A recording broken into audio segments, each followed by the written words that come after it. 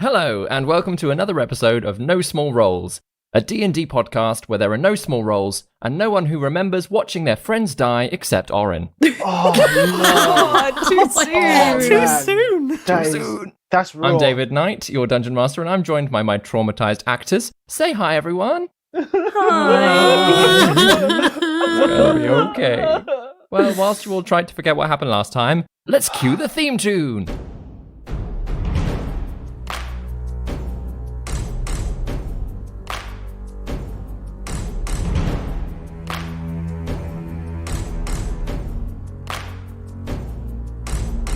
Prepare your party of players and polyhedral dice. Your tragic backstory better be worth the sacrifice. Seize your sheets and D20. Let's play D&D. Your haggard character swaggers with daggers in each hand. You've all discussed what you must, but even better laid plans. Take a turn when checks are missed. Roll initiative. Brandish your blades. Don't fail your saves. No risk too great, no choice to roll. This is your story. No guts, no glory. Confront your fate with every roll. Every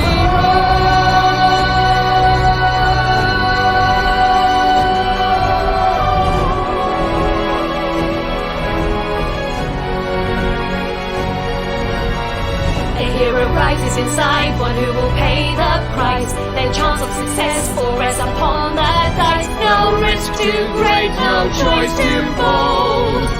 This is No Small Roles.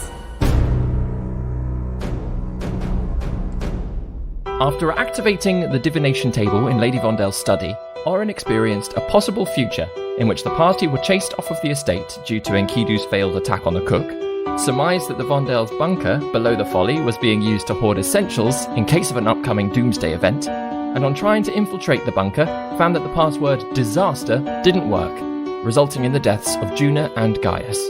As the party headed into the woods in hopes that the witch could revive their fallen friends, Orryn was snapped back to the table 24 hours earlier, ready to redirect events. And that's basically where we pick up.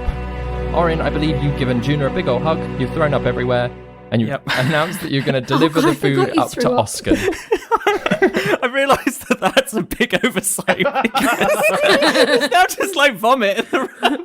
All over that nice divination I don't table. know prestidigitation, so I can't do anything about that. It's all right. I'm used to working as a housekeeper. Oh, Orryn, what's wrong? Do you want me to clear that up for you? I'll soak it up with some of this bread, shall I? Juna gets to work, cleaning up. Orryn.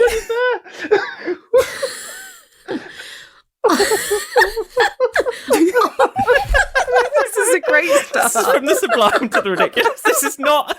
Already the future is not what I expected it to be. Orryn, are you feeling all right? You do not look well. No, I don't feel... Juna, are you telling me you don't remember anything of what just happened? What, that we were talking to Jasana down in the kitchen, and then we made this really lovely plan that we were going to bring the meal up together, and we came in here, and I think we might be in tomorrow. No, Juna, we're not. Well, how do you know? Honestly, why don't we hide the food in the cupboard With the vomit on it. and go and see what tomorrow looks like? No, Juna, we're here. We're now, okay? Okay, Juna, this is going to sound mad. But I have seen tomorrow. I went to tomorrow. We all went to tomorrow. I think I'd remember But- if we went to tomorrow. I thought you would have remembered too, but it's happened already. I've seen it. I've already seen tomorrow happen. I've lived through it. I've lived through the last 24, for the next 24 hours already. I don't understand what you've lived through tomorrow, but we might be in tomorrow. No, we're not in tomorrow. We're here. We're now. We're today. So what are we doing? Something different. To what? This is really hard to explain. Right, well, you think that we could be in tomorrow right now, yeah? I really do. Yeah, and I thought that as well. Yesterday. Today. Oh, how do I... Oh, my goodness. So, I thought that as well. We thought that. We both thought that. But we hadn't gone into the future. But now I have gone into the future. I've gone through... I'm explaining this really badly. So we're not in tomorrow, but you've been to tomorrow and I was there, but I don't remember. We're in yesterday. We're in Well, no, yesterday for me, but today for you. So what do we need to do now then? We need to get the others and we need to get out of the house now. Why? What happened today, tomorrow, yesterday? It all went wrong. It all went wrong. Would you like to tell this to me over a nice tankard of beer? You do not look right, Orryn. I don't feel Side right. note, I don't Ben feel Galpin right. also does not look right now. Ben Galpin has got himself in a muddle about time. Good luck, editors. All right then. I'd love to sit down over an ale and just explain it, but So are we taking the food up or are we hiding it in the cupboard? I don't even know if it matters, to be honest, as long as we're getting out of here. Let's take it up. All right. Are we going to look in a cheeky other room on our way? No other rooms. No. Do you know what? I still can't get my head round that one of those wands is missing. Yeah, Gaius has got it. What? Is that what went wrong? Yeah. Oh, I can't believe he stole That's it. one of the things, but I'm going to tell you that is literally the least of our concerns right now. All right, let's take it up. Right, we got to deliver the food, but we got to be ready for when Enkidu and Guy and Gwen come back. They're coming back with Lady Vondel. She's going to be out cold, and we got to be ready. We got to stop them. What's happened to Lady Vondel? She's collapsed. I think it's something to do with the table. I think when we sent me into tomorrow, when tomorrow carried on happening, and okay, time travel is really hard, Juna. I am so lost. The thing is, you're not lost. That's the important thing. You're not lost. I'm very lost. Oh. But I will just do what you say. Right, let's just take this food upstairs so we can get back down and stop Enkidu. All right. At this point, Juna has finished clearing up vomit. Mm-hmm. Yeah. With bread. With bread. The bread. Oh, Which she some turns mingled over bread. and puts back on the plate. Oh, no. Can we get a description? Are we talking like sourdough? Or are we talking like just a white loaf? Really sourdough. Oh my gosh. Oh, it's carrot cake. Before I chunder myself. So you head upstairs. Do you remember which door you were delivering it to? Little red door. Little red door. I mean, it's not a little door, but it is red. Normal size door. I guess I thought it's a kid's bedroom. It's a small door. That's what how it normally works, isn't happens. it? Yeah, our doors Yeah, grow yeah. as we do. So how are you? Are you knocking on the door? Are you just leaving the food outside? What do you think, Orryn? What do you think we should do? You're in charge. Let's knock on the door and let's leave it so we're ready to meet them. We need to meet them back on the outside the bedroom. All right. Puts the tray down. I knock on the door. So a few moments later, it's opened and there's a little boy. He basically looks like Trimmed, but he's very small. He stood at the door, looks at the food on the floor, looks back at you and says, "Well, can you bring it in and just put it on the side? Thank you." And then he walks over and jumps onto his bed, carries on, pulls out a book and carries on reading. Juna shoots Orryn a look. Yeah, okay, yeah. Orryn picks up the tray. As you sort of walk in, like a lot of the other house, it feels like it has been cleared out a little bit. But at the same time, there are quite a few books still out and about. Clearly, this young boy is quite a voracious reader. And as he sat there, he is skimming through the book, page after page, really quite fast, actually. What are you reading? What? What are you reading? Well, you wouldn't know it, would you? Might do. Why do you read books? Yeah. Oh. Well, we found this one out in the woods. So you definitely haven't read it. Well, it just so happens that me and Juna have been to the woods, so maybe we have. His eyes go wide. He's he puts the book down. He turns. He's like, "What do you mean you've been to the woods?" We've had quite an adventure. I'll tell you about it if you tell me what that book is you're reading. I think you're a liar. I think you're scared about what he's going to say. I'm not scared. I haven't been to the woods, but my gamekeeper has been to the woods, and that's where he found this book. So I know people that have been to the woods, and I know that you haven't been to the woods. Huh. Haven't been to the woods? Yes, I don't think you have. Because if you had been to the woods, you wouldn't have survived. Well, we must be tougher than we look. I tell you what, do you want to see something that we saw in the woods? What? Looking over at Juna. Orryn reaches into his bag and pulls out the cockatrice egg.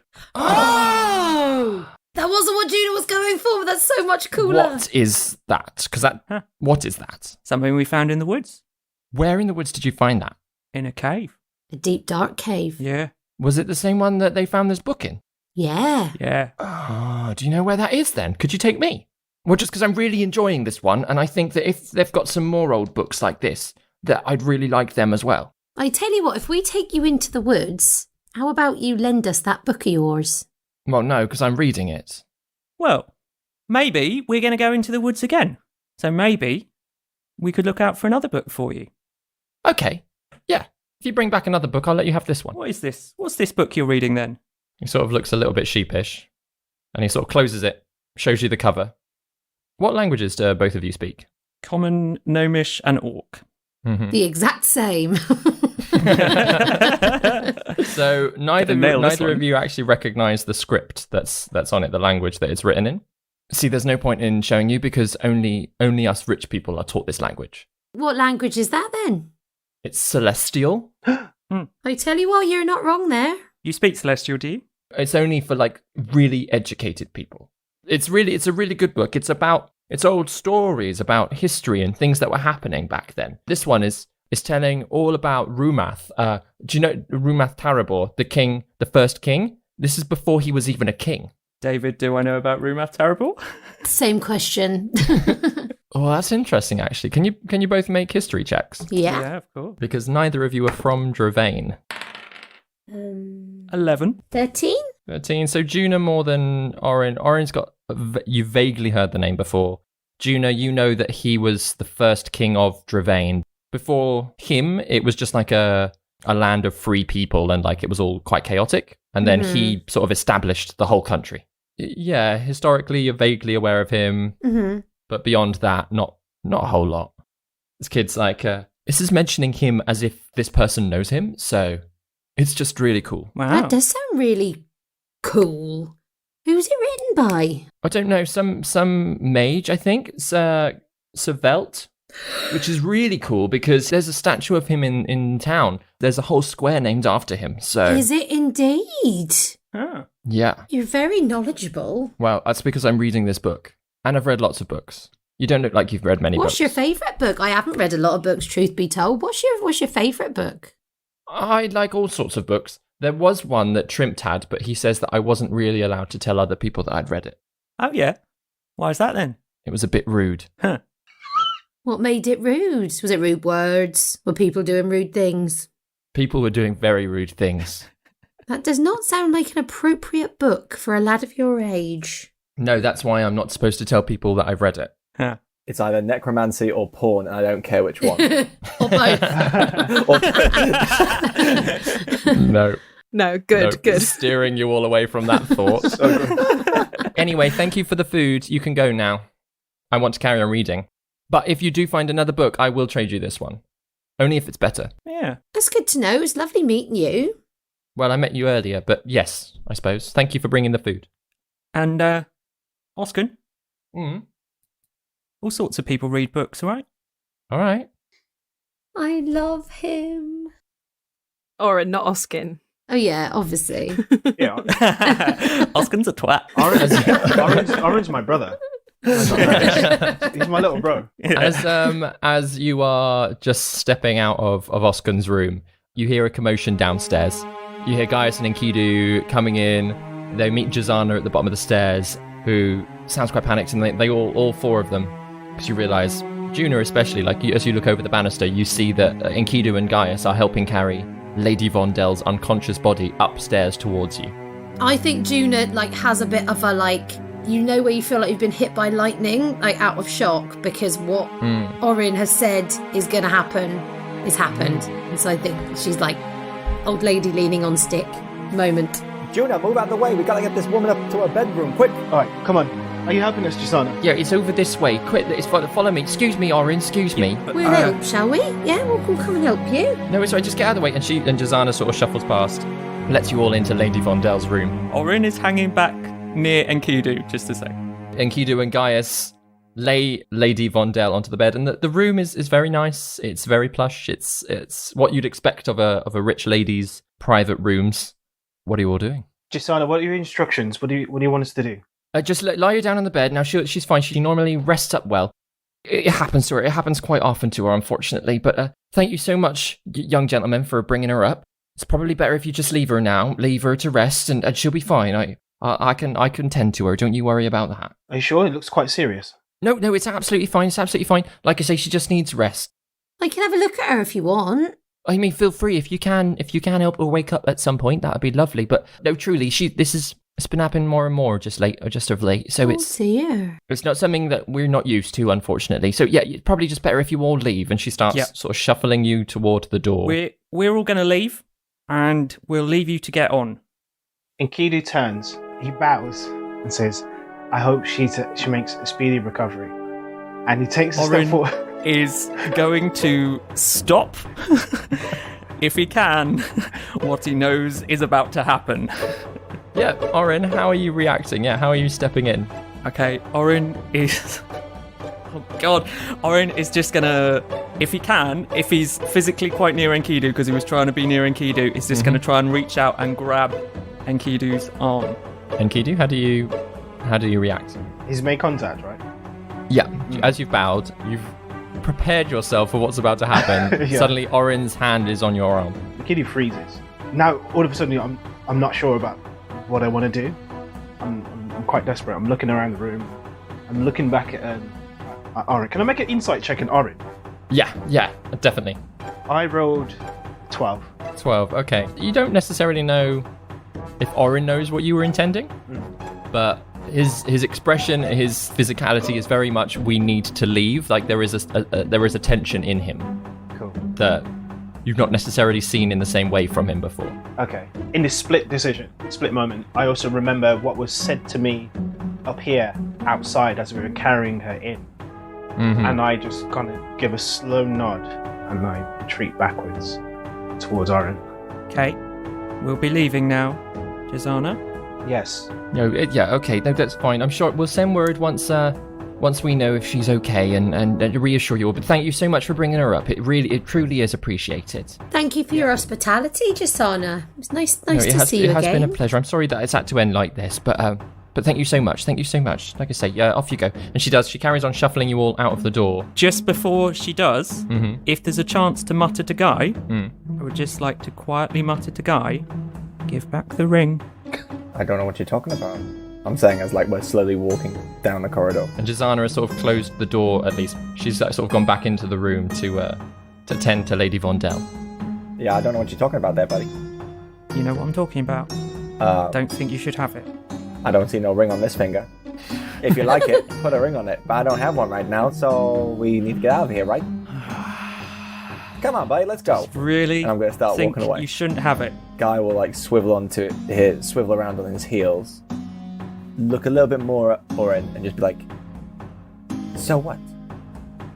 Let's go, come on. Don't think we should be taking their stuff. Okay, is this a private conversation between the two of you? What's going on? So I can imagine that Juna and Enkidu are sort of slightly more ahead. Okay, fine. But you can hear that Gaius and Orryn are chatting behind you as you've all started making your way slowly down the stairs. Oh no, is this about that wand? What? What wand? No, it's fine, it's just a private conversation. Bear with me. Hang on. What wand? What are you talking about? No, it's fine. Like, I haven't got anything suspicious on me, and for some reason... No one said you had anything suspicious on you. What are you talking about? That's true, no one did, damn it. Gaius, the ring? Okay, I was behind that. And I look at Juna and I cover my mouth like, oh shit. Enkidu! We're getting nowhere with these people. Nowhere. We've been here for so long, we know nothing about them. Yes, I agreed to let him slip the ring off her finger because he might give us a clue, and I get a weird presence when I touched her body. She's some danger to us, so I let Gaius take the ring. I thought it would be a clue, and he could analyse. Orryn has a very confusing but very interesting story to tell us when we leave here. I think let's just go. And I love bed stories just as much as the same person, but at the end of the day, it's the survival of the thriftiest. And for God's sake, if the ring falls into the grass as we're walking away from a tower, then that just happens. That's life. I think then it should just stay in the grass. I think you should just drop it on the way out, and it fell off on the way, and we don't ever talk about it again. And you've gotten to the bottom of the stairs at this point, just as Trimpt and Gwendolyn arrive at the front door. Oh, you're so funny, Trimpt, really. Yes, it has been truly wonderful, but I must go see to Mother now. Of course, yes. Thank you. And thank you so much for everything that you've shared with me today. Of course. And he gingerly takes your hand, holds it in his, and then bows to kiss it. Holds it again, says, thank you, everybody, and walks off up the stairs toward his mother's room. Well, time we made a move, I think. We're leaving. Absolutely. Let's Guy? Okay, let's leave then. As we turn to walk away, Juna turns to Gwen and says, he reads porn, you know. Who? Trimpt. Dirty books. Oh. I wouldn't be surprised, to be honest. You all seem a little bit tense. What's going on? I'm sure you're all worried about Lady Vondel, but... Let's probably discuss this as we go. Yeah, not for the reason you think. Yeah, let's go. Can I ask guys a question? Mm-hmm. Okay, you can find a ring in the grass easily enough, but how'd you find a wand in your garden, friend? Answer me that riddle. Okay, we can talk about this maybe a little bit. Anon. Trust me, I'll tell you. Fine, I'll tell you. But, like, we gotta get going, apparently. Orryn's gotta be in his butt. Right. Anon, then. I feel like Guy is the last person to walk out the door with Orryn looking back with him, at him very seriously. And at that, Guy sort of, like, feeling like the weight in his pocket has been, like, thumbing the ring for this whole discussion, and just puts it on the table just by the door.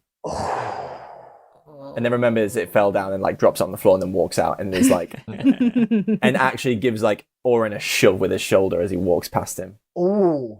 Orryn will happily take it. So you make your way, all of you, straight out of the front gate. Before we get near the police station... Mm-hmm. So yeah, do you cross over the bridge toward the town? Yeah. Before we get there, Orryn is going to just say, remember this later when I explain something to you. We're about to have an interaction at the police station involving our landlord friend. Right. I think he can see into the future now. He knew Lady What? Vondel was going to fall down. He said that she was going to faint, and then she did. Wow. So he was looking at it through a window. Maybe that doesn't explain much. I'm very interested to see. I mean, oh my goodness, that felt like the longest luncheon I have ever attended. It really was just... I feel like I can breathe again. I feel like I've just been, on tenterhooks the whole time. So oh my God, that was horrific. But I feel like I've got lots of good information for you all. And Orryn, I'm willing to go with, oh my goodness, yes. And Orryn, if you say you can see into the future, I'm going to believe you because, oh my goodness, the things we learned. Yes, oh. And as you round the corner toward the guardhouse, you see a small crowd gathered outside. On the steps is a chap, obviously, that Orryn knows to be Captain Storlan Crestfall, but everybody else, it's the first time seeing him. And he's a very official-looking guy, and he's talking with Iris. Iris leading the crowd, who's saying, "You got a quick Storlan. We know that a doctor's missing. You got to be honest. You can't keep something like that from all of us." And he's like, "Well, that's just that's an opinion, Iris. We have been trying very hard to keep the situation under control, but we have seen her heading into the woods. The investigation is underway. So if you could all disperse, and once we have new information, then we will share the news with you all." Orryn, you were right. He can see into the future. Guy gives Enkidu a surprise, like, glance to the left, like, what the hell? What the hell is this? You know what? I was actually going to consider telling him about the letter we found the other day, but then Orryn's words just now, for some reason I can't dismiss it out of hand. How did he know that constabulary would... We haven't spoken to them. That sounds a bit ridiculous, but the thought was there. I had the beginnings of a plan to offer my services to them to help them find the doctor. Hopefully it will connect us to the Vondels, but... Yeah, that's what we did. Wait. That's what we tried. Wait, okay, sorry, just back up for a second, because you said that we did? What do you mean by that? Wait, what? Yeah. David, are we in the crowd, or are we kind of like, where are we at the moment? Are we so you're just before the crowd. Are you going to sort of skirt round it to get to the knocking point, or are you going to head somewhere else? I think we should go to the knocking point. It's like it to be a fairly secure place. You've all got rooms there, so it's... Yeah. So yeah, you ignore the crowd, pass round them, pass through Savelt Square. Yeah, make your way back to the knocking point, head upstairs, settle into the room, and everybody turns to look toward Orryn. Right. Okay. This is really hard to explain, and I can state that categorically because I've just tried to explain it to Juna, and I don't think I've done a very good job. I didn't understand a word he was talking about. Well, you could see into the future. No, I didn't see into the future. I went into we all went into the future, into what I guess is a possible future, because I have just lived through quite a 24 hours, let me tell you. And I do not want to live through that same 24 hours again. What, did something bad happen? Of course it did. Look at his face. Yeah, he vomited. He vomited when he remembered the Tomorrowland. Wait, you vomited in the house? Where were you at the time then? Don't worry, we cleared it up with some bread. What? It's besides the point. Cut to Oscar in his bedroom, picking up a piece of bread, being like, bleh. Serves him right. Yeah, I don't know how much I want to go into all the details of what happened, but we made some really bad decisions yesterday. I'm just glad that we've got a chance to have another go and try and make some better decisions this time. When you say yesterday, do you mean today? Yeah. Certainly does sound confusing. Yeah. It feels like yesterday for me. So then to clarify then, because this is all a bit crazy sounding, you have seen like an alternate timeline sort of thing, like a series of events which we did, and it all didn't work out well, and then you somehow jump back to now, and yeah, that's why you knew about the meeting and why you were so antsy about us leaving. And Well, hang on, you've lived through today already, but you have come back, which would explain why none of us remember what happens today, because it hasn't happened to us yet. It's only happened to you. We did set the dial to one day into the future, and we both thought that we'd gone into the future, but actually what you're talking about is that it fast forwarded to the future and brought us back again. Yeah. But it's only you who remember, because you were the one that did the magic. Oh, how thrilling! You know, this reminds me of a book I read back home. It was called The Doctor Who Nobody Knows Who His Name Is. And he talked about wibbly wobbly timey wimey. And how thrilling, Orryn! You've been on quite an adventure. Well, what do you mean the dial thing? Like, how did you do the timey wimey thing then? Like, what? Yeah. Well, on the table in this room, there was this table. The room that you nicked the wand from. You nicked a wand? We don't need to go into those details right now. Carry on, sir. There was a table that I'm assuming you saw, Guy, that had the dials on. So, me and Juna, we put our heads together. We read the runes, didn't we? Yeah. And we figured out that it was about time. So, we set it for 24 hours in the future. And both of us thought, we had travelled 24 hours into the future. It was very exciting for a very short-lived minute. Was the magic divination of some sort? Were you able to tell? I didn't. Yes. Did I check? Yes. Yes, it was divination. Yeah, absolutely. It was divination. So the Vondells have some kind of power to look or have to experience a chance to come back and rewrite time as they see fit. That makes a lot of sense from what Trimpt was telling me about his mother knowing about something terrible is going to happen, and the way she spoke at luncheon, she spoke as if she knew something that had happened in the future, confused. It reminded me of the way that Crowell was speaking here. He was very confused about when things were happening and what time. So, well, maybe that's all connected. Yeah, I think they've both used this table quite a bit. Messes with your brain. Hang on. Going from what your experience is, you've experienced the whole day, then you've come back to us at this time, right? Yeah. And Lady Vondel has seen some kind of disastrous future. That means she has lived out a number of years, many, many years, as far as we know. And that clock has sent her back to the day that she set the clock. So having all these timelines and all these years of experience must be deteriorating her mind somehow. She may be inexperienced, much older than her body actually is, or her mind. Or perhaps she's using that book that we found in the lodge to help keep herself young. Maybe that's why they need so many things. That does make a lot of sense. Yeah, if your body ages, I don't know if your body ages or not when you experience it. Did you use up any items in your travel back? Did you get them back when you came back through time? I didn't use any items. I used my magic.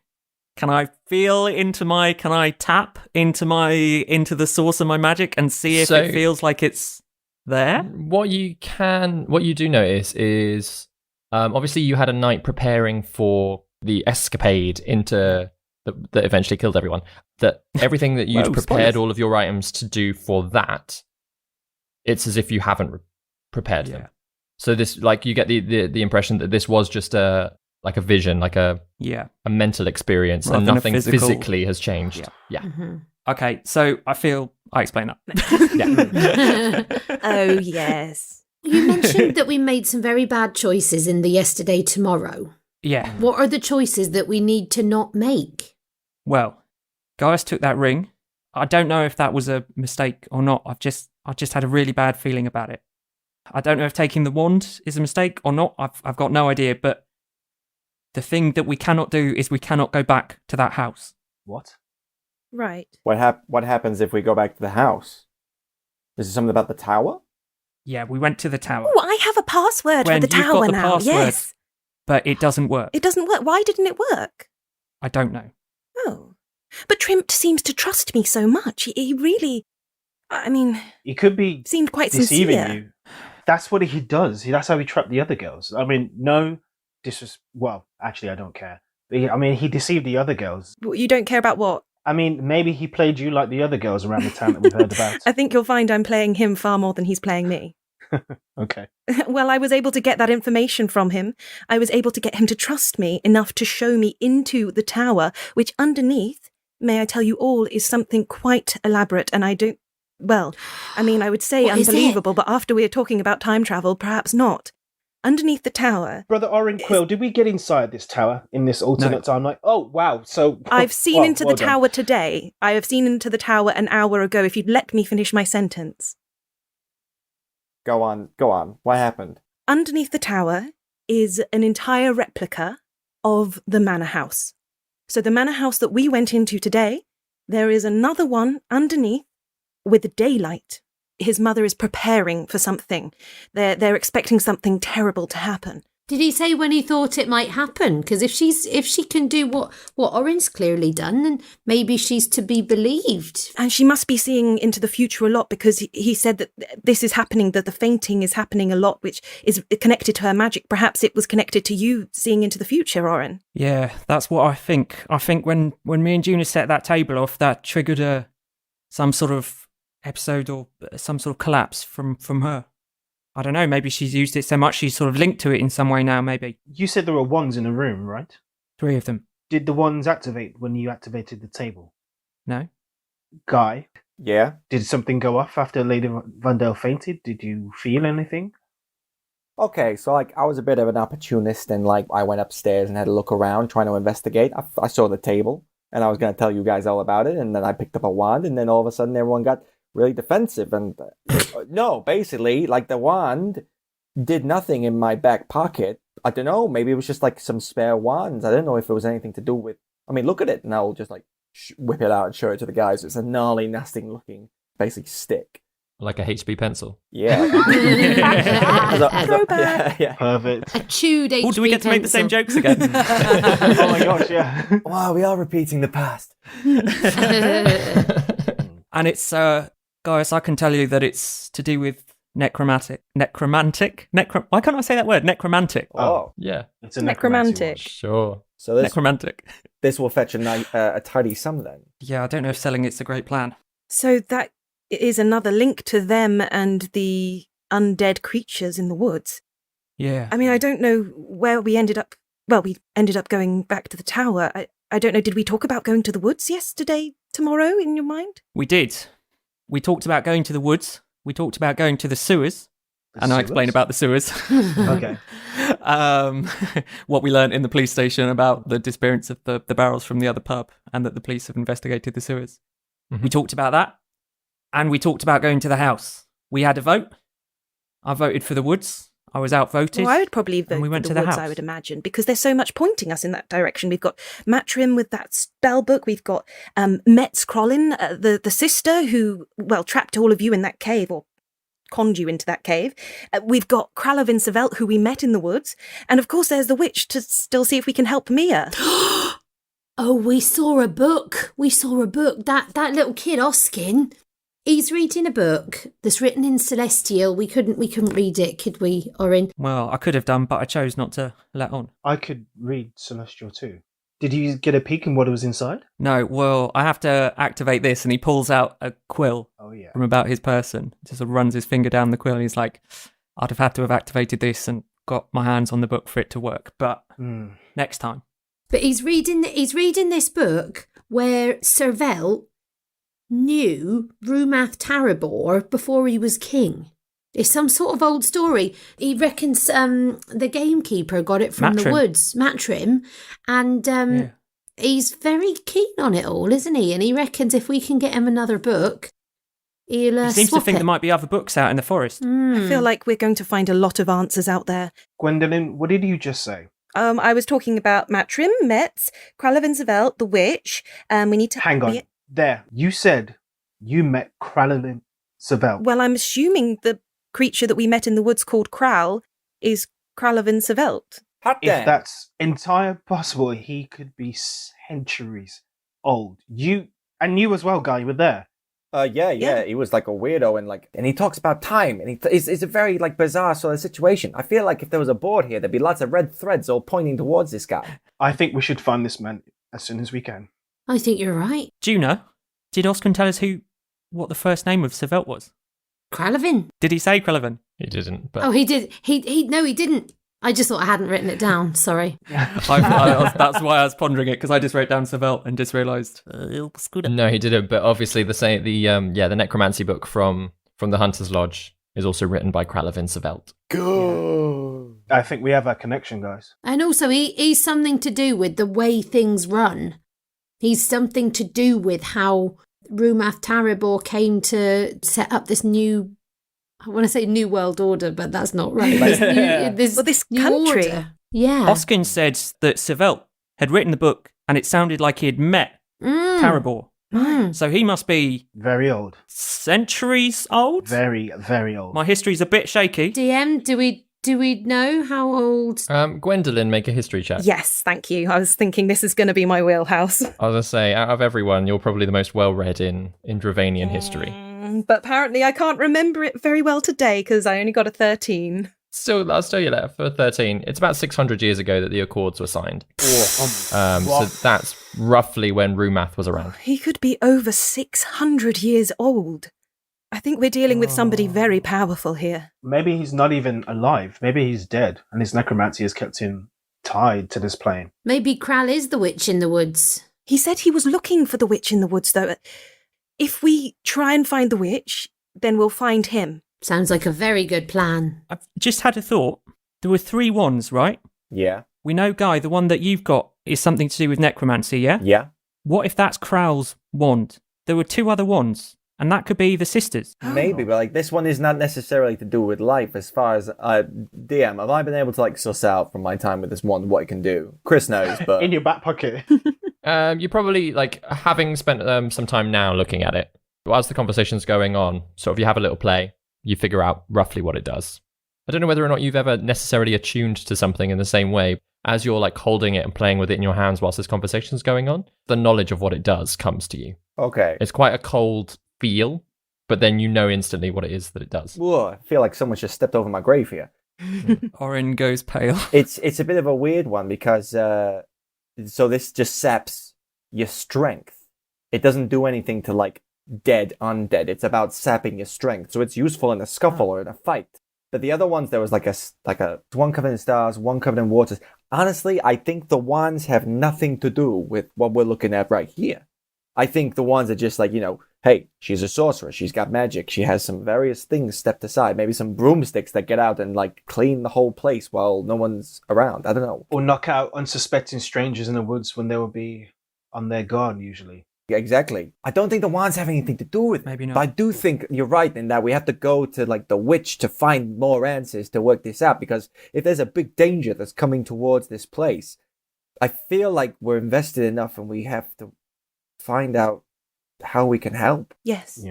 Yeah. Besides, I don't feel safe until the Vondells are dealt with. Well, yeah, we'll get to them, absolutely, but we need to know some more things, don't we, Enkidu? Put them on ice for a split second. Let's go to the witch, sort that out, come back with some new answers, fresh ideas, and then kick butt. Absolutely. I think we're fine putting them on ice for the moment. They think Guy is potentially going to work for them. They think I'm going to marry their son, which is ridiculous. And you have a day to answer these questions, don't you? We do. Both of you? At the moment, we're in a position of power. They want things from us. We're certainly more powerful than most people you might meet in this town. Yeah, maybe, but we're not more powerful than them. No, we're not. And I don't think I'm ready to come up against the Vondells just yet. I mean, I'm all right in the scrape, but I wouldn't necessarily put myself in front of a big old sorceress or someone who knows magic. Orryn, what do you think we should do? The problem is, I only know one possible future. We've already deviated from that, which, don't get me wrong, I'm mightily glad we have. But from now on, guys, we're going into the unknown. It was always the case ever since we stepped into this town.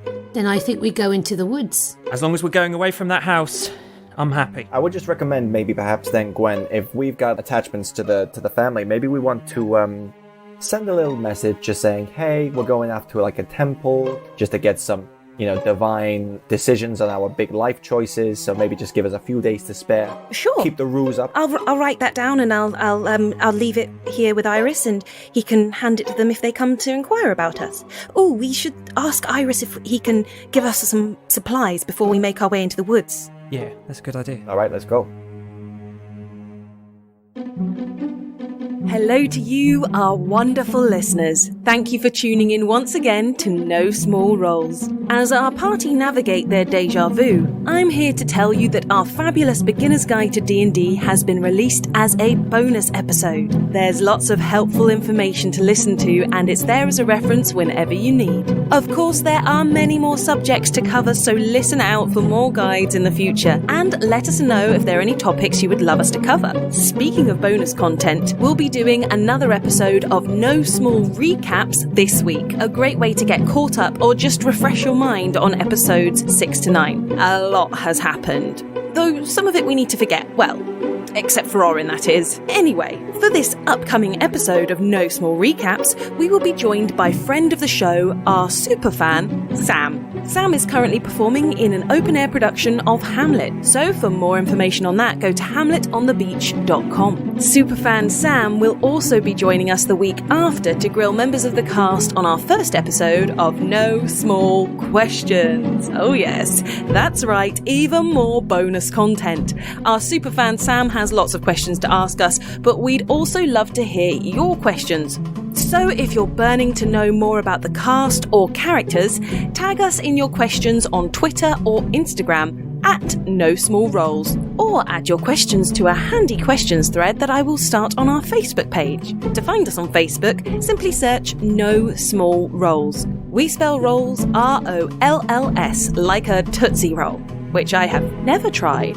I don't even know if you can get them in the UK, but what do they taste like? That's my question to you, the listeners. Our delightful Vicky is still touring the south of England in The Tempest with the awesome Open Bar Theatre Company. They're getting incredible reviews and most of the shows are sold out. However, there are some tickets available, so get them while you can. And if you fancy bringing some Shakespeare to you can. With Bard in the Yard, our very own Ben Galpin is one of a team of bards who can bring a one-man show about Shakespeare to your garden. or yard. For more information, go to www.bardintheyard.com. Thank you for choosing to listen to No Small Roles. We know there are a lot of podcasts out there, so we really appreciate you giving us your time. If you are enjoying the show, please do leave us a positive review and rating on iTunes. It's a really great way of helping more lovely listeners like yourselves to find us. Huge thanks to those of you who have already rated us, and bonus thanks this week goes to Pippa B90 for your lovely review.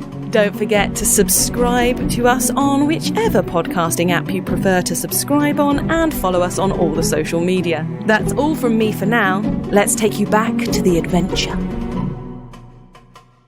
So, you all get to business. Some of you run downstairs, and Iris actually isn't there because he's still out dealing with the crowd, whilst Gwendolyn writes her letter. After a while or so, that Iris does come back, but most of the crowd has come back with him. Oh, wow. And all of them are grumbling, discussing like their disappointment in the guard, in the fact that the doctor's missing, and that they don't trust that the guard are doing enough. So some of them are discussing what they can do, but then obviously the topic of going into the woods keeps coming up, and everyone keeps not wanting to do that. Iris is quite heavily involved in all of those conversations, so trying to get a hold of him is quite tricky. But at one point, sort of you do catch his ear, mention that you want some food, and he just sort of gestures toward the kitchen and goes, yeah, go on, help yourself. Iris, also, just a quick one. You don't have any, like, being a pub, like a first aid kit or something we can borrow? Well, not really. Normally we go to the doctor for that. But what have we got? I think we've got some bandages or something back there. I got some. Well, no, I don't have that anymore. That would have gone with the brewery.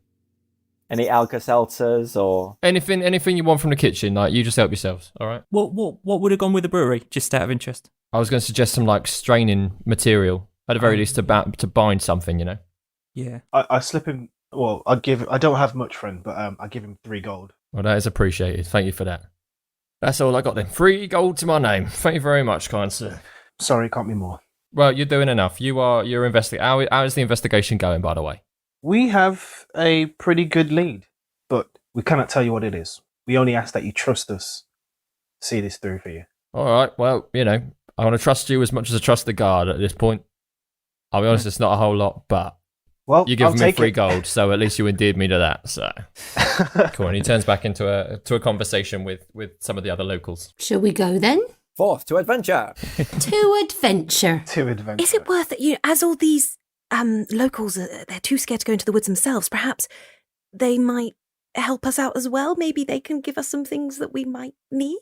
Yeah. Directions would be nice. Well, we've got those instructions from Matrim if we believe them. Grace can't remember them, but I hope Gwendolyn can. Follow the river. To a bog. There we go. Yeah, last time we got the guard on board, but maybe this time we can get the town on board instead. Yeah, but we don't want to spend too long here, though. We need to, because what time of day is it? Yeah, by this point it's probably mid-afternoon, sort of 4 or 5 o'clock. By the time sort of luncheon has happened and you've made your way back, had a whole discussion, prepared yourself. It's not quite sunset yet, but it is pushing on toward evening time.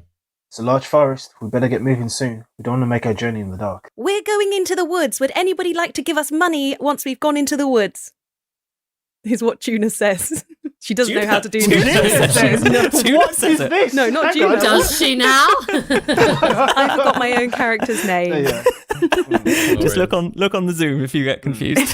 My name is Gwendolyn. Gwendolyn says that. Enkidu sees that, puts his hood on. It's so Gwen. I love it. I love it. The crowd does look up, and Iris is like, "What do you mean you're heading into the woods, Gwendolyn?" We're going to go and do what you need us to do because we are very brave and adventurous people. I just told this man I couldn't tell him what we were doing for him for his own safety, and you just announced it to the whole I just said we're going populace. to the woods. I didn't tell him all the other things that we know, did I? I mean, I could Well, he tell him, knows but I'm we're not going to tell him. What do you think? Oh my gosh. Don't mind these two folks. They're having a little bit of a love tiff. It's all good. Don't worry. If anybody wants to give us a bit of a hey, let's not air our dirty laundry out in front of all these lovely fine people as we're trying to pitch the goddamn confidence. Dirty laundry. Do it. It's entertaining. And Enkidu walks outside. So nobody wants to give us anything? Any healing potions, anything like that. Make a persuasion check, Gwendolyn, with advantage, because Juna is sort of helping. Orryn's just going to follow Enkidu out, Seeing as Enkidu did it for him yesterday, he's going to be like, okay. That is a 10. A 10. They look around a little bit, and most of the muttering is, I don't have anything to give. Like, they're probably going to die, so what's the point in giving them anything? You get that those sort of mutterings going through. But Iris does sort of step up to you, Gwendolyn, and sort of in a more hushed voice is like, what are you going into the woods for, Gwen? It is dangerous out there. I saw you when you came in and you'd just been through. You were not in a good state. We've got some things that we think are going to help us. Like Enkidu said, I can't tell you the other things, what's going on, of course. That's something completely different, but things are leading us to the woods, so we're going to see that if we can find out the answers we need there, hopefully we're going to be helping more people than just you. That's very sweet of you, but be careful. Don't be foolish. Any danger comes up to you, you run, all right? Oh, you don't understand. We are the danger. And I will just walk out and hit the wall on the way out, but just still Remember our faces. We'll be heroes when we return. And she follows Guy. Juna turns around to Iris and says, I wouldn't underestimate that one, and then follows out after Gwen. All right. You just leave the entire crowd inside the knocking point, like dumbstruck, just watching each of you leave one by one, like, who are these people? And then Juna sticks her head back in and says, nothing? No one wants to give us anything?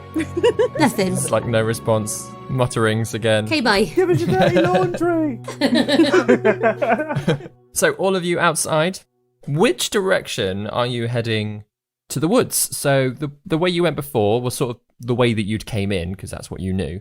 But then, Orryn, you know that when you went into the woods in the sort of alternate timeline, you'd crossed over the bridge and walked past the Shrouded Chapel, following the river that way. Yeah, and that was heading to the river. That seemed like a good, quick way to the river. Yeah, so yeah, you were following the river. Is that the route that you're going to lead? Yeah, so I'll suggest to the others that that we head that way. Mm-hmm.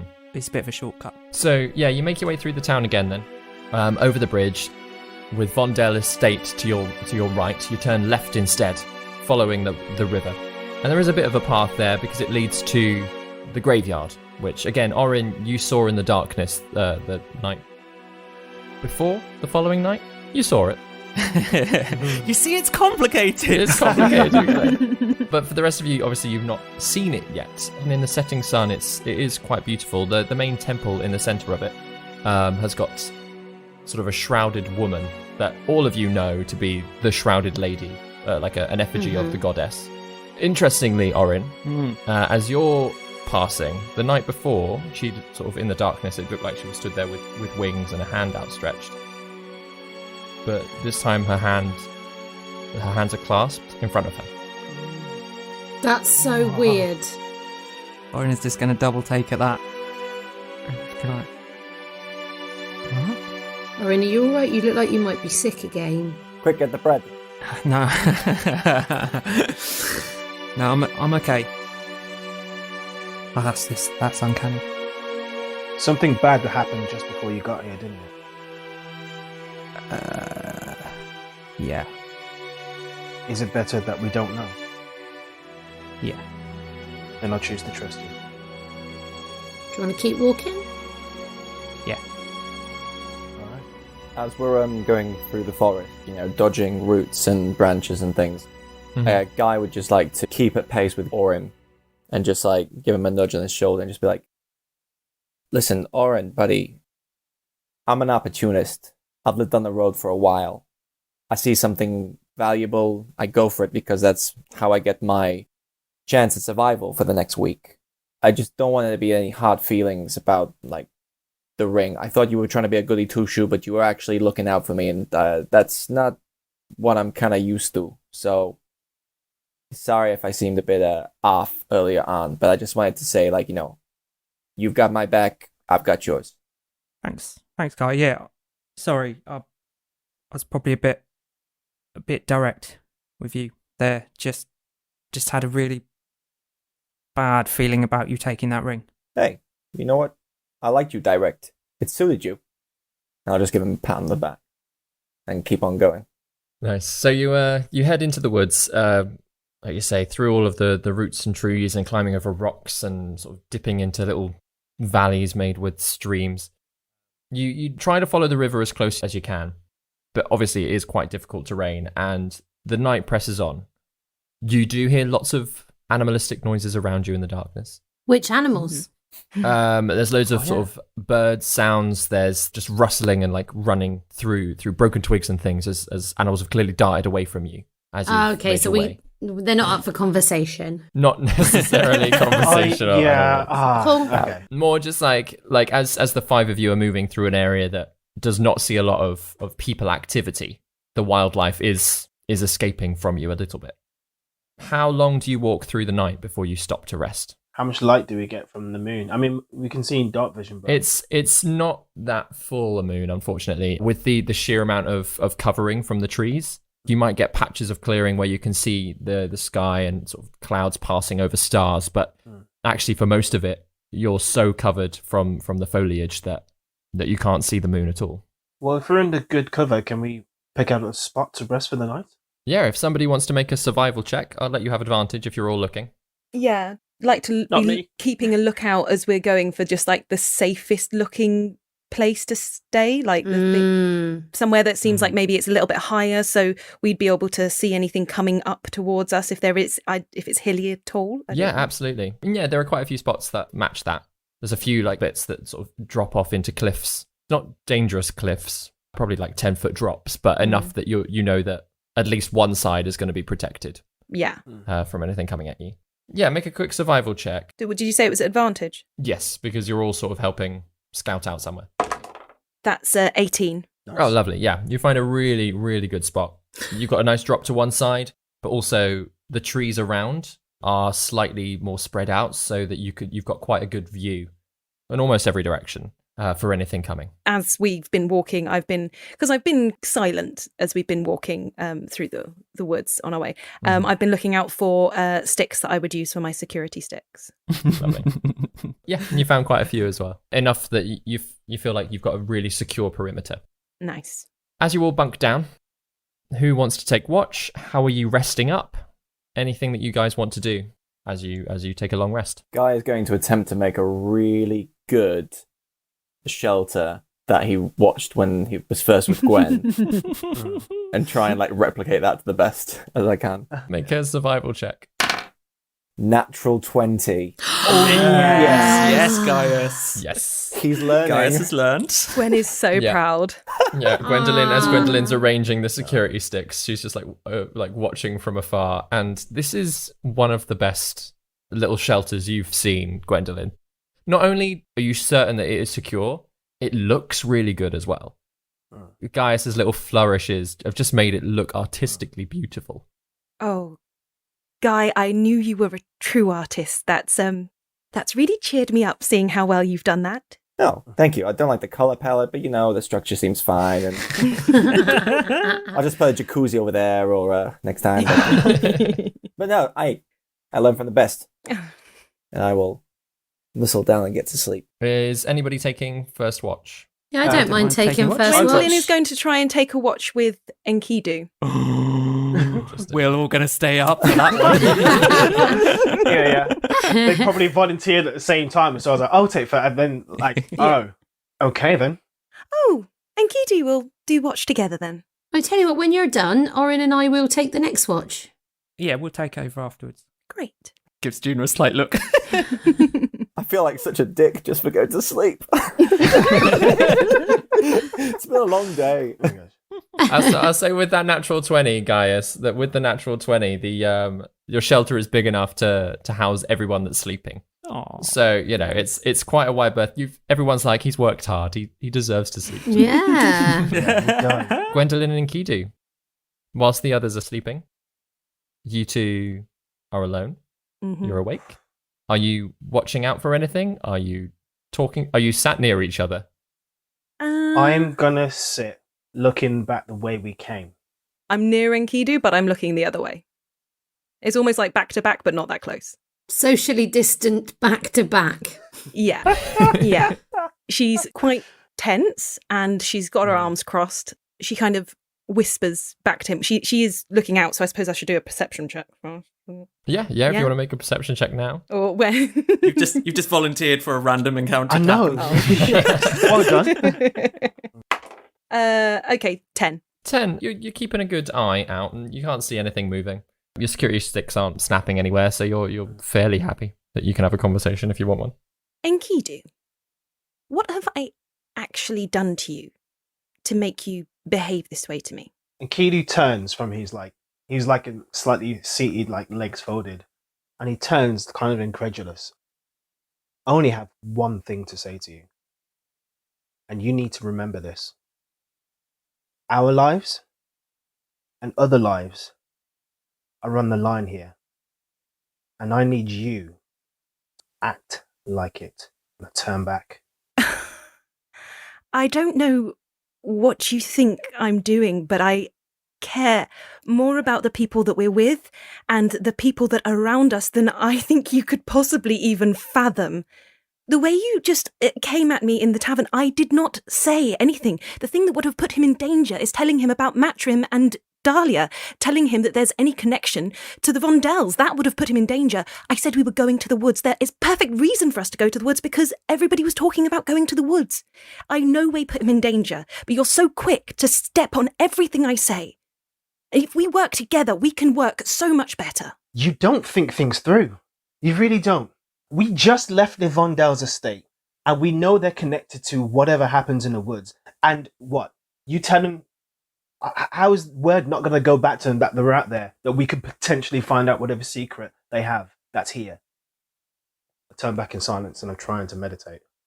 Obviously looking out, but I'm trying to still my mind because I know that nighttime is not a fun time of day. You just won't give me a chance. And she walks a bit further in the way that she's looking in. Do either of you talk to each other for the rest of the watch? No. Hell no. Oh my gosh. Cool. As Gwendolyn made a check at the top of that, Enkidu, can you make a perception check at the end? I don't get any advantage of my super dark vision, do I? No. Then that is a grand total of 7. 7. Again, because you're trying to meditate, because of the conversation that you've had with Gwendolyn, both of you are having this little rage inside your own little heads. You're not saying it out loud because essentially you've both got the same opinion from what I can tell, is that the other person is not listening. So you're both after maybe sort of 3 or 4 hours, the tiredness starts getting to the two of you, and one by one you both go and wake Juna and Orryn up and swap over. I can imagine that you take either side of Gaius. Yeah. Gwendolyn is quite happy on the absolute edge of the shelter, just to be as far away from Enkidu as possible. Gaius is the Labrador in the middle. Guy's just nuzzles and goes, next time I'll make bunk beds. Oh. But Orryn and Juna, you're then awake together. Can one of you make a perception check now, please? Do you want to? No, you go for it. Oh, okay. I'll do one later. Oh, no. It's landed on the corner of my book and it's either an 8 or a natural 20. Shall I re-roll? Re-roll? You have to re-roll called, that. Yeah. It was Brutal. yeah. Oh, it's not as good. Or it's better. 8. Oh, it's worse. So again, you don't see anything. You have a quick look around. You listen out for any little animals, but you can't really hear anything either. How are you feeling, Orryn? Better out of there. I feel like every step that we've taken away from that house means that future's not happening. So, Is there anything you want to get off your chest, get out your system? he just sort of stares at Juna for a minute.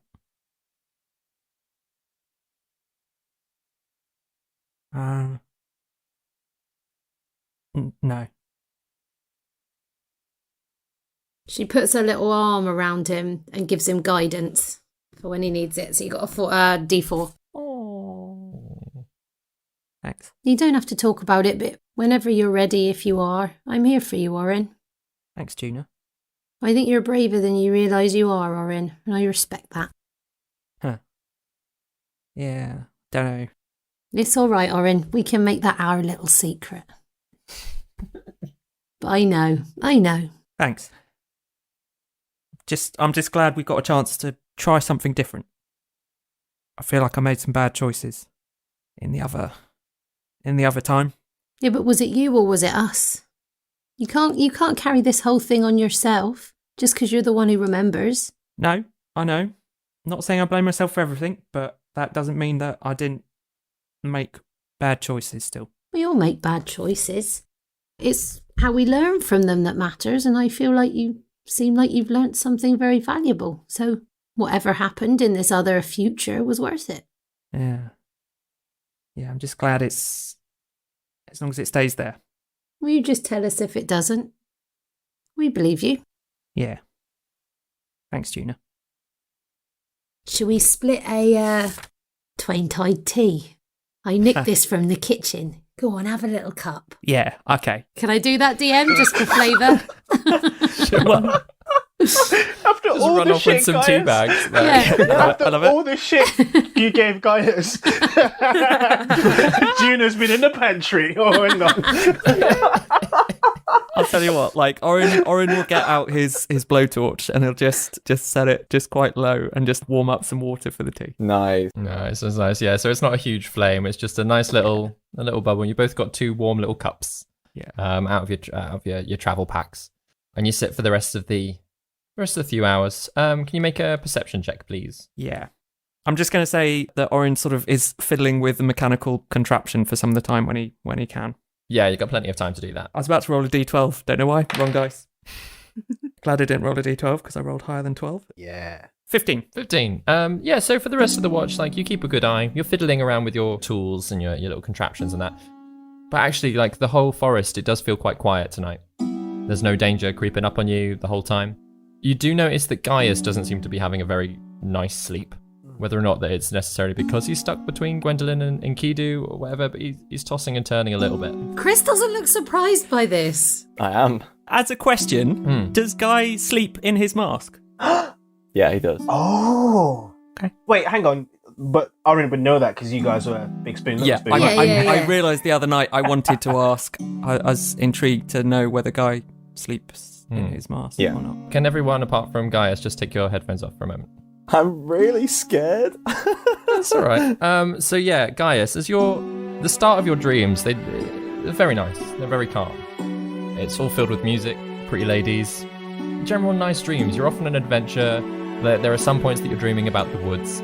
Then it's in one of those like dream-like ways that as you're wandering through the woods, you turn around a tree and you find yourself stood on the docks. Even in a dream, you know this is not a good place to be for you. And your brother is there. Just the panic inside of you just builds up. You can't quite move. You feel a little bit stuck. Suddenly all you can see is red and you just have the sense of drowning. You're tossing and you're turning. You can't seem to catch a hold of any of the rocks that are sort of scurrying past you. You can't breathe.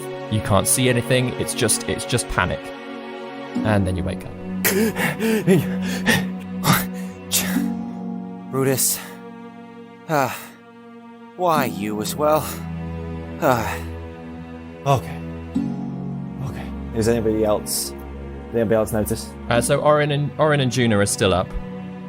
And basically, yeah, you notice that Gaius essentially wakes up a little bit panicked. What's wrong? All right. What's wrong, Guy? I'm okay. You okay? Yeah. Oh, God. Yeah, nothing around.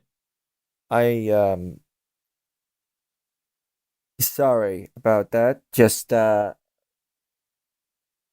a few. That hit with the dragon the other day must have really like knocked it out of me. And dragons galore. All I see is dragons in my sleep, man. It's like ridiculous. Dragons in your sleep? Like fire breathing. Like I'm running down this this tunnel, and this dragon's in front of me and behind me. It's ice and fire, and it's a song of ice and fire. What can I say? And I'm the worst. I'm like the discord within it all. It's a nightmare. It doesn't sound nice at all. I didn't write it. I don't know. Sorry. That's horrible. I was going to say, with Gaius's sort of outburst, everybody is awake, and the sun's sort of slowly risen by this point as well. It's enough that everybody feels rested. Gwendolyn's kind of giving him a soft, like, reassuring stroke on the shoulder. No, just putting her hand on his shoulder, not stroking his shoulder. That's weird. Stroke, Just hand on the shoulder. That there. I'd really enjoy if Gwendolyn goes through all of that, gives him a stroke, realizes it's weird to stroke someone, runs to the time turner table, turns back time, changes the future. Gosh. Yeah. Just carefully lays her hand on the shoulder, doesn't move it. Better. Occasionally, you just hear Guy just saying as he goes to sleep, "It's like all I saw was red." Gets his like cloak, like as a characteristic of him, it's like a safety blanket almost, and he just rolls himself back up and tries to go to sleep. Doesn't speak to anyone. Gwendolyn just watches him sleep for a little bit, a bit concerned. Gwen, you've known Guy longer than us. Has that ever happened before? No, not. We stayed in the woods for a couple of nights, but we were both. I suppose we were taking watch, but we weren't. I suppose I wasn't really paying attention to him. I didn't notice it before, but that doesn't mean I couldn't have missed something. I hope he's okay. Yeah, me too. But I think he's probably not. So as you all sort of wake up a little bit, who's preparing breakfast? Me. Sort of assumed it'd be Juna. Cooking the party. Yeah. Yeah, you get a small fire going, get everybody a little bit more warmed up. You slap on some of the rations that you found in the kitchen. Sort of a couple of sausages and sort of mushrooms and things like that. There's also corn sausages if you're vegetarian. Sponsored by corn. Thank you, Miss Septon. I shall gladly partake. Iris has a very well-stocked kitchen at the Yeah. moment. Oh yeah, it's got a bit Yeah. of everything. Good. Yeah. And eventually Gaius, like once you feel rested enough, and once you've gone back to sleep actually, there's no more dreams. It's a very dreamless sleep, so when you wake up you do feel better. Oh, guys, I tell you what, that was a bit of a roller coaster last night in my dream, but I am feeling refreshed and excited for the day. Woo! Let's go find this witch. I give him a big slap on the back, right behind you. Ow! But thank you. Orryn has flashbacks of Enkidu hitting. Oh my god. So you carry on following the river as you all set off again. You've eaten breakfast, you feel very good. It's a little bit more drizzly today. Maybe it's just the path that you're walking through. It just feels a little bit mistier, a little bit less enjoyable to walk through this woods. Not that it's necessarily a comfortable journey the whole time anyway. So let's set up a marching order. Who's leading the group? Who's toward the back? Gwendolyn's probably like scouting and getting a bit ahead and just like checking the path and seeing if we're going in what looks like the right direction and stuff. So I would say she's at the front. Cool. Gwendolyn toward the front. Who's behind Gwendolyn? Not me. Oh, yeah, I'll go behind Gwendolyn. I think Juna kind of just goes wherever. And I suppose with Juna, as sort of you're a gnome as well, like you move slightly slower than everybody else. Oh. So you're kind of setting the pace. Gwendolyn's scouting ahead, you're setting the pace for everybody else. Who's behind Juna? I'll go behind Juna. Oh, okay. Oh, unless Enkidu wants to. Oh, everyone wants to go behind Juna, do they? I feel safer. So Orryn, then Enkidu close behind. Yeah. And then Gaius, are you happy at the back? Orryn, and Q, move out the way. I can't see Juna. I'll keep at the rear. Yeah. Yeah. Oh. So Gwendolyn, can you just make a quick survival check for me, please? 10. Yeah, you're fairly sure you're following the river. Like the path that you're having to lead sort of winds away from it and comes back to it every now and then. The ground is getting a little bit boggier, marshier as you're going. So you sort of hope that you're traveling in the correct direction. Mm-hmm. You know that it's vaguely northward that you need to go, and the river is maybe turning that way. You feel like you're heading more westward at the moment as opposed to north, but you've not left the river's side, so you're not entirely sure if it's the right way. Gaius, as you're at the back, can you just do a quick perception check for us? Yep. This is what you get, guys. At the bar at the back. It wouldn't be any better with me. That's going to be a 2. Oh. With my perception, makes it a 6. Oh. That's pretty good. Nice No, it's not. perception. It's a 6, guys. It's just compared with a 2. Yeah, but The bar was so low. yeah, your plus 4 is good. That's amazing. +4 at Yeah. level 2. Jeez. Yeah. Not at this moment. Well, you're fairly distracted, Gaius. So if you're thinking over your dreams, you're not necessarily settled. So, you're looking around. Yeah, you're used to traveling, but not necessarily traveling through wilderness. Maybe stick more to the paths. Mm. The first half of the day actually goes by without incident. the river does eventually wind its way vaguely northward, so you feel like, okay, we're getting there. Don't necessarily know what we're looking for, but we're moving toward maybe a bog, maybe the witch. Okay. You stop for lunch? Juna, are you cooking up something again for everyone? Oh, of course I am. What's on offer for lunch? Are there any berries to forage for? Yeah, make a quick survival check as you're walking along. 9. 9. There's some berries. You're not necessarily... They're not ripe enough, really. But yeah, you found some that you could probably like mush down into some paste sauce to I'll do a little put on stuff. compote, bit of bread and butter, bit of berry compote. Nothing too fancy. Don't want to stop for too long. Hope that's all right, everyone. It's wonderful. Thank Orryn, you. if you wouldn't mind getting out your blowtorch, I'll do everyone a twine-tied tea as well. I'll warm up the water. Nice. So yeah, little high tea for lunch. Retcon, everyone. Sorry, I have a perception plus of 3, not 4. My mistake. Okay. Oh. That's a bit more. Only a understandable. 5. Only a 5. Oh. Well, I'm sure our rule Nazis will get at me for that, but my bad. I'm preparing my angry Reddit post right now. are you walking in the same order for the afternoon? Yes, worked well so Yeah, far. why not? Yeah. With nothing happening. Gwendolyn, can you make another survival check for me, please? Yes. You're going to regret saying that.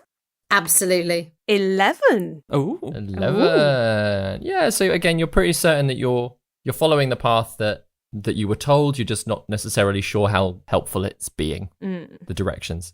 Gaius, again, if you're stood at the back, can you make another perception check for us? 10. 10. That's better. What's everyone's passive perceptions anyway? It's like 13, 12, 13, 14. Is that right? 11. Yeah, 12.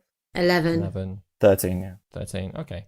So probably as you're making your way through the afternoon, you get to about 4 or 5 o'clock again. And all of you do hear a noise. Quite a panicked noise. Gaius is a little bit distracted at the back.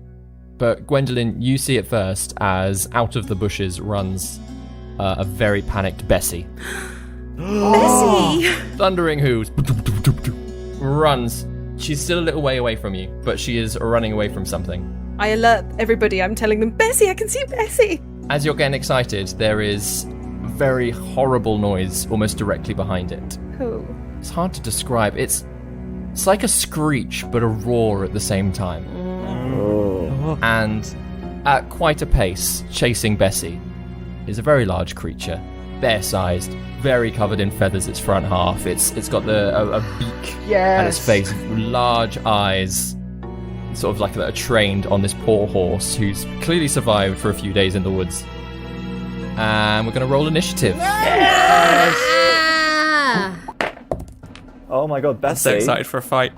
Bessie is like Rambo in this woods. Cocked. She survived. Oh no! Yeah, that's a terrible. That's fine. 25 to 20. Non-natural 20. Nice. 21. Ooh, very nice. 20 to 15. Oh, nobody. Interesting. 15 to 10. 10. 10 for Gaius. 10 to 5. 7. And what did you get, Juna? Natural 1. Unnatural 4 though. It's all right. A natural 1 doesn't do much for initiative. Get it out of the way. Luckily. Yeah, Juna's just very distracted by the fact, like maybe you were stopped to pick some berries at that point, so you're like, what's going on? Oh, this will be nice for 11s. No, that comes before lunch, doesn't it? I know. But Gwendolyn, I'm just you gonna go have a first. sip of my gin. So yeah, the view in front of you. You were coming down a ridge at the time, so half of you are still sort of up the way. Gwendolyn, you're a little bit further down toward a bit of a clearing. There are a few trees in the way. There's a large rock that Bessie's running behind. A few puddles and small ponds around the place as well. And an owlbear, yeah, very, very closely chasing poor Bessie. It is Gwendolyn's turn. Right, so she's firstly elated to see Bessie and then absolutely terrified to see this honking beast. So she grabs the spear from her back and she throws it straight towards this hideous beast. Amazing. Make an attack roll. Non-natural 20. Ooh, that definitely hits. Roll some damage. That's 4. 4 points of damage as this Yeah. spear flies through the air and just collides with the owlbear. It does take a very quick clock of your position, Gwendolyn, but it doesn't change its target just yet. Right. Are you moving? Do you have a bonus action? I am going to use my key point, spend a key point to adopt patient defense after I have... Where do I want to go? I want to move closer to the trees that I see in front of me for a bit more cover, and hoping that Bessie might go that direction. But going to the trees, get a bit more cover, and spending a key point to take patient defense. Amazing.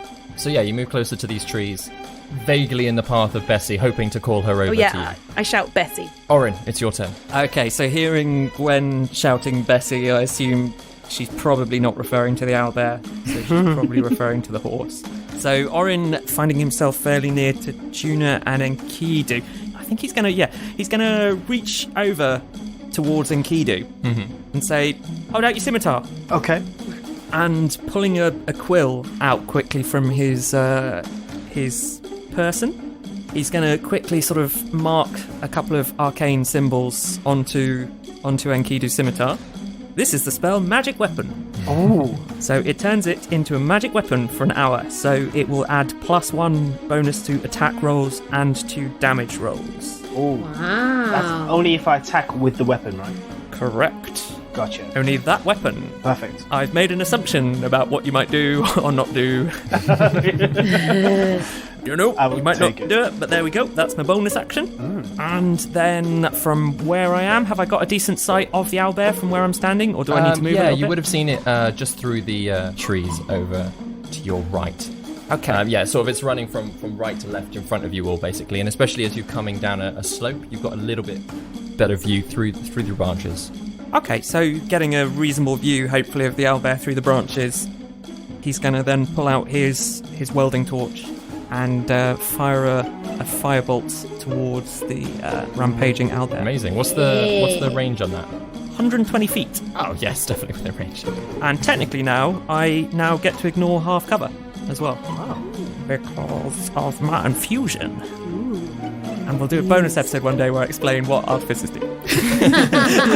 I am looking forward to that. Class. That's so cool. They're so cool.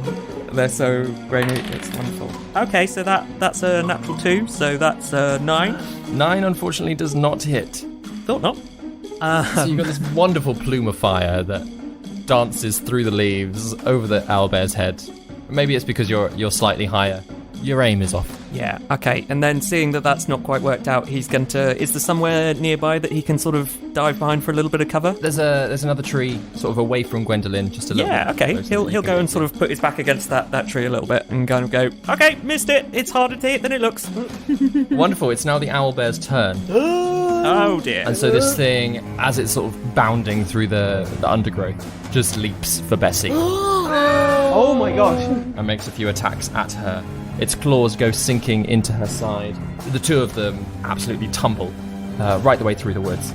It then sinks its beak into her, and she lets out this horrible screech of pain before stopping. She's just lying there on the ground as this owlbear then looks up toward Gwendolyn, keen to keep its prey its own. So it's just then staring over at Gwendolyn in a really menacing, go on then try it kind of a way. It is now Gaius' turn. Seeing that and suddenly recognising the horse and all my friends charging towards it, I recognise from what Enkidu told us a while ago what an owlbear is. I'll suddenly throw my loot around onto my front and sing, "Well, you ain't nothing but an owlbear. Right all the time. You ain't nothing but an owlbear. My spells are sweet and fine. Oh. Well, you ain't never caught Bessie and you ain't no friend of mine." And I'm Gorgeous. fairy fire. So from my loot, suddenly some wispy golden little fairies fly around and end up hitting the owlbear, and on collision it suddenly lights up like it's made of neon yellow. What's the area of that? So what this spell does is that if it fails the dexterity saving throw, 4, so yes. it means then that it's lit up like a Christmas tree in a 10-foot radius, and any attack roll against the affected creature has advantage if the attacker can see it, and the affected creature or object can't benefit from being invisible. Cool. So the owlbear, as you said, it's sort of suddenly there's these fairies swirl around the area. It's absolutely like outlined from every direction. It's almost like cartoonish. How no matter which way you look at it, it's got this beautiful shimmer on the outside. Are you doing anything else, Gaius? For my bonus action, what I'm going to do is I'm just going to do healing word on little old Bessie, bless her. Oh. And I'll sing my tune again of Horsey horse, lovely horse. And she gets 8 back. 8 hit points. Yeah, Bessie. Yay! Lovely. And yeah, straight away that you can see that she starts like bucking and trying to get up from under the owlbear's claws. Are you going to move anywhere, Gaius? Nope. Nope. Stay back. Stay out of the way. That is a big bet. In which case, it is Enkidu's turn. This thing is really far away. Mm-hmm. I'm going to take my full range movement southwest diagonally. So you run right out into the clearing there, down the slope, out between the trees. But you've got a really good view over a rock, over a tree stump, to see the owl bear on top of Bessie. Still out of range. That's fine. I've got advantage on my Eldritch Blast anyway. Blast. So that is a 17 to hit. Cool, yeah, that definitely hits. And it's a 1d10. That's a 7 for Agonize and Blast. That's a plus 3, so that's 10 points of force damage. Nice. Amazing. Over a large boulder, this sort of beam of green glowing energy collides with this owl bear, and it does knock it off of Bessie just that little bit. She starts bucking away. It is then her turn, and she is going to just disengage and get away from this owl bear. Yeah, no, she doesn't want to fight. 60 feet she can move. She looked like she recognised the song. She's not necessarily running towards you all, but she sort of runs past, especially as there's like beams of energy and like healing and all of the noise coming from you all. There is a slight panic still about her. She runs past you, and then it is Juna's turn. Okay, I'm quite far away. Can I see the owlbear? Yes, you still can. I'm going to come and stand next to where Gwen is by what I think is like a bit of a tree. And then I'm going to hold my quarterstaff up in the air, give it a bit of a stir towards the sky, point it towards one of the large rocks that's just in front of the owlbear, raise it up and cast Catapult and attempt to throw a rock at the owlbear. Amazing. So it's a dex save throw for you, please, DM. Yeah, absolutely. Wow. Please roll low. That is a 16. Oh, yeah, you saved yourself, owlbear. Oh, I was so excited about that as well. So, this rock starts floating up from the boulder, goes flying, and the owlbear, seeing it coming, just does like duck out of the way. Its sort of attention is turned more toward Enkidu because that's the most obvious attack that it's had against it. I think Juna like puts her quarterstaff down on the floor and is like, fucking owlbears. There she is, the spice. Have you got a bonus action at all, Juna? I have, but I don't really need to use it. In which case, Gwendolyn, it's your turn. Right, Gwendolyn is going to get out her darts, and she is going to really focus. She's taking a deep breath. She's seen Enkidu in front of her, and she's just thinking of those words, "You just don't think things through." And she's using those to fuel her as she aims her dart and throws it. She likes aiming for eyes, so she's going to aim for eyes again at the owlbear. I love that she has to throw it like just past Enkidu, like it will be flying like just past his head. Please be a natural one. Please be a natural one. Oh my god. And that was with advantage, obviously, for fairy fire. So that is 22. 22 definitely hits. Nice. Yeah, do some damage. That is 4 damage. 4 damage, lovely. So yeah, this dart goes whizzing past Enkidu's head and just lodges in, it almost gets lost in the feathers of this owlbear. So it takes the hit, it doesn't necessarily seem all that bothered by it. I'm just fueled by everything that I'm thinking about, so Gwendolyn uses her full movement to get up close to the owlbear, and she's going to use her unarmed strikes. Amazing, so you run straight the way forwards. Yeah, make 2 attacks. Is that a flurry of blows that you're going to do? I'm going to spend a key point to do 2 unarmed attacks as my bonus. Amazing. So, advantage again. Oh, yep, because it's still under the effect of fairy fire. That's a 20, non-natural. Definitely hits.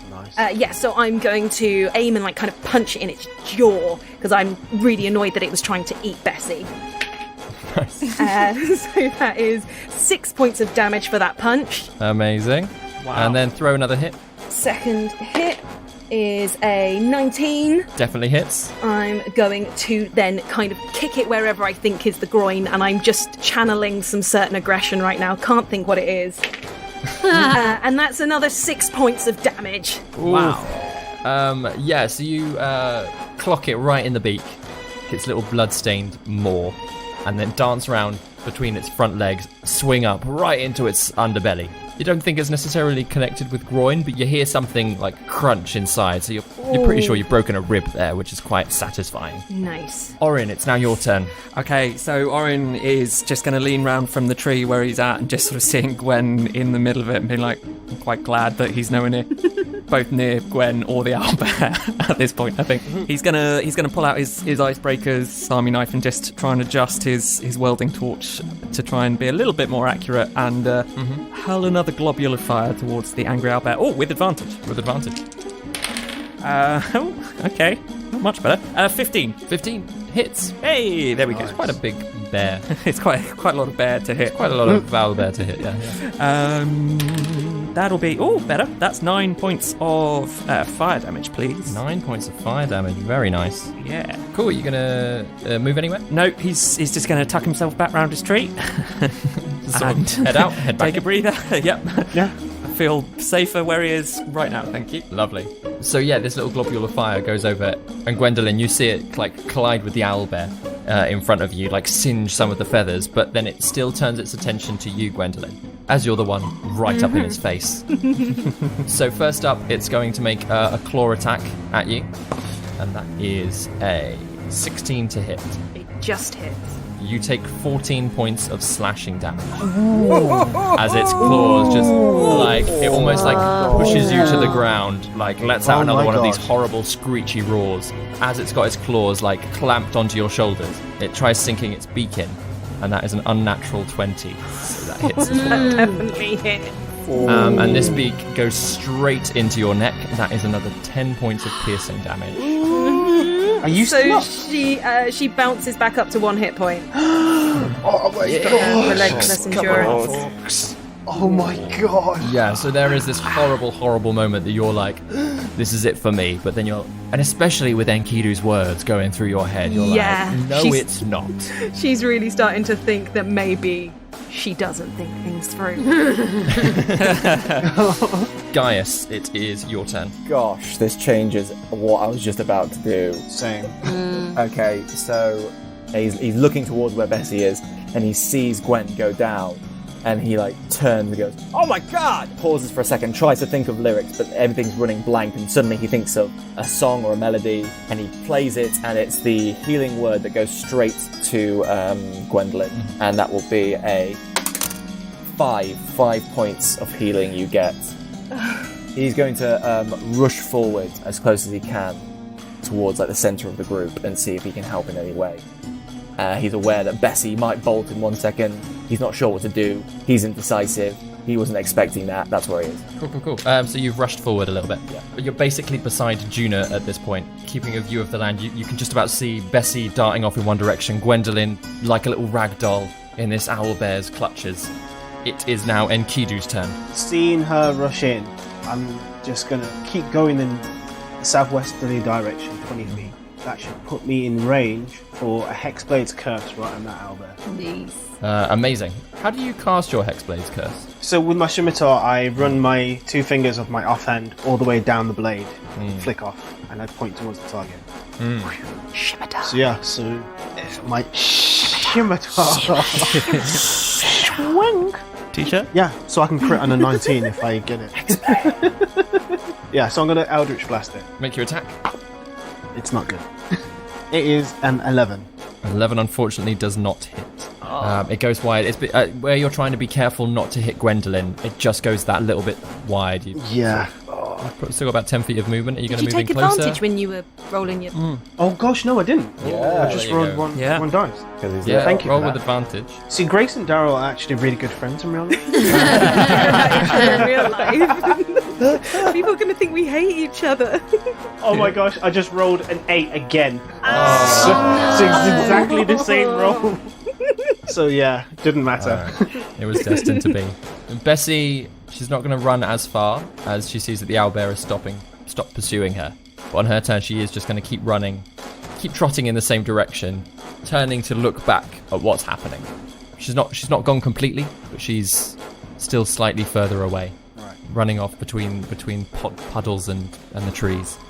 It is Juna's turn. I'm sort of across the clearing from Gwen and the owlbear. I can't get to her because I can't move that far.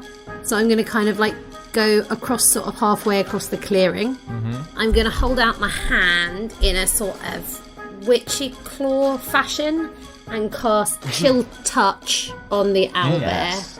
So my gnarly, disgusting, necrotic hand is going to come out and attempt to grab the owlbear by the scruff of the neck with advantage. With advantage. Yeah. Yes, Fairy Fire.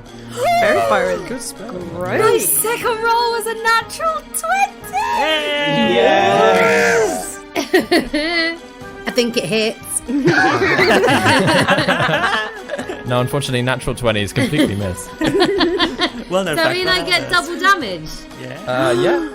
So yeah, roll the dice. It's double the dice damage. So what should you roll normally? 1d8, which I rolled and got a 7. Cool. So then it's 14. Amazing. 14 damage altogether. Lovely. Whereabouts on this owlbear is this skeletal hand? I'd like to sort of grab it under its chin. Mm-hmm. I've never done this, but I've seen it in movies where like people grab people by the scruff of their necks to be like, you leave my friend alone. It's that kind of Yeah. and I grab it. Yeah. So this Fucking skeletal owlbear. hand like weaves over Gwendolyn's head, grabs a whole bunch of feathers of this owlbear and like wakes it up a little bit to the point that it's almost rearing back on its hind legs. And Gwendolyn, it is your turn. So I'm going to make sure I'm staying close enough so I'm not going to disengage, but just to give myself a little bit of range so I can throw another dart at it. Mm-hmm. Going right for the neck. I'm hoping there's going to be some sort of artery there that I can just really pierce. So if you're going to throw the dart, it would be at disadvantage because you're sort of within range. But because of the fairy fire, it's just going to be a straight roll. Cool. That is a 19. 19 hits. Yeah, good stuff. Yeah. Roll your damage. 6 damage. Oh, this owlbear was looking fairly hurt, and especially as, you know, you've punched it in the face, kicked it, it's had a few, like, eldritch blasts thrown at it, and now it's being held up by the scruff of its neck by this skeletal hand. You take a moment, you're completely bloodied. How do you kill the owlbear? Because I have my unarmed strike as a bonus, so I am just going to go for a final punch. I'm looking at it in the eye, and I am channeling all my aggression, all my frustration, everything that's going on right now that I just don't understand and it's too much for me, and I just channel it all into my fists and I punch it right in the neck and just let the blood flow over my hands. Amazing. Whoa. So with this dart almost between your fingers at that point, you throw your punch up, you get it right under the beak. Almost where the skeletal hand is, as like a guiding point, and it collides with this beast, and it goes limp above you, to the point that he almost has to dart out of the way to get, as it sort of slumps down and collapses onto the ground. You can take a breather. The owlbear is dead. Gwendolyn retrieves her darts. She pulls them out aggressively. She pulls out her spear and she turns around and looks at the others, and she just has a little smile on her face. As you turn around, Gwendolyn, obviously from your viewpoint, you can see Bessie still moving away from everybody. Right. She instantly starts running after Bessie. She's like, Bessie! Enkidu gets in the way and says, "Stop.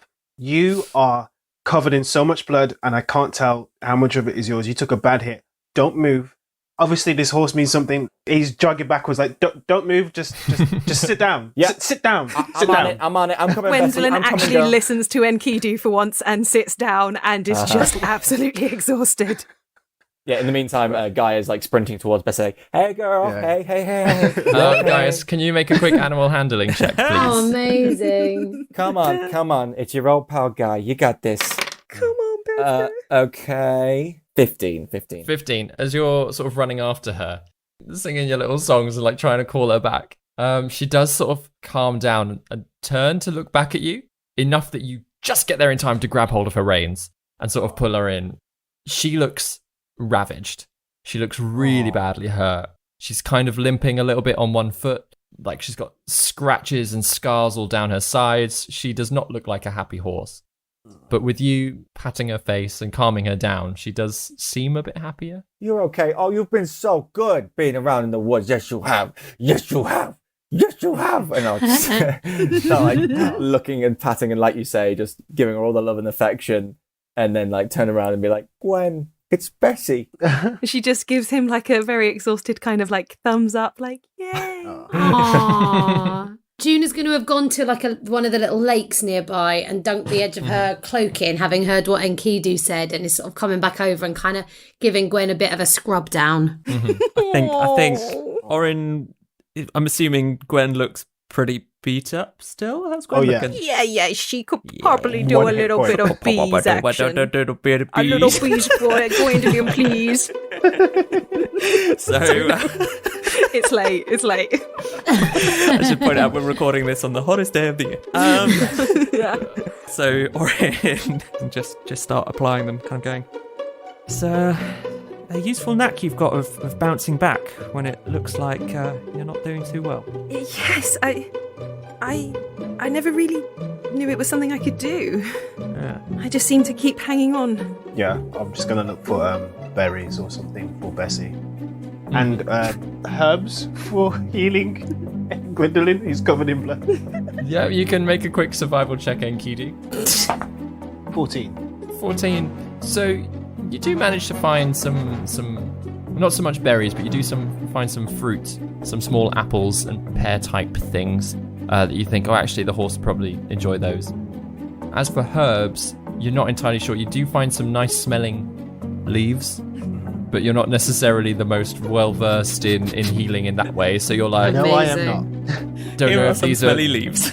if these are useful, if these are just for like flavoring food. But you bring those back and hand them over to Juna, because she seems to have Juna, going over to feed the apples to the horse. She seems very contented by that. As she's sort of like brought back toward the group, seeing the owlbear dead, you get the sense that Bessie is much less panicked now that she's with people. Okay. How is Gwen looking after the bees? Is she... Yeah, sorry, the bees, I didn't actually tell you what they heal. They 8 points of healing the bees did. Oh, Shoo that's them lovely. back into I the- like that. Gwen, how are you looking? Do you need more healing, or are you like how? I could do how with like good an are you? extra 4 points of healing to be up to I think- full, but I can I handle. think in that case, Juna takes the like smelly leaves that Enkidu's given her, kind of looks at them thinking, these are just smelly leaves, and kind of shakes her head, and then like places the leaves on Gwen and casts Cure Wounds. Seeing this have an effect, Enkidu is a little bit pleased, like, so I picked the right herbs after all. I'm very pleased. So you've got 7 hit points, so that's your 4. I'm up to full health, thank you, Juna. Yeah. You're the best. Oh my gosh, so little health we have at level 2. It's so squishy. As you're all gathered, sort of healing each other up, calming the horse down, just from behind some of the trees, Oh no. there's a bit of a rustle. And then a voice goes, Do you want me to fix this one for you too? and that's where we'll leave the episode.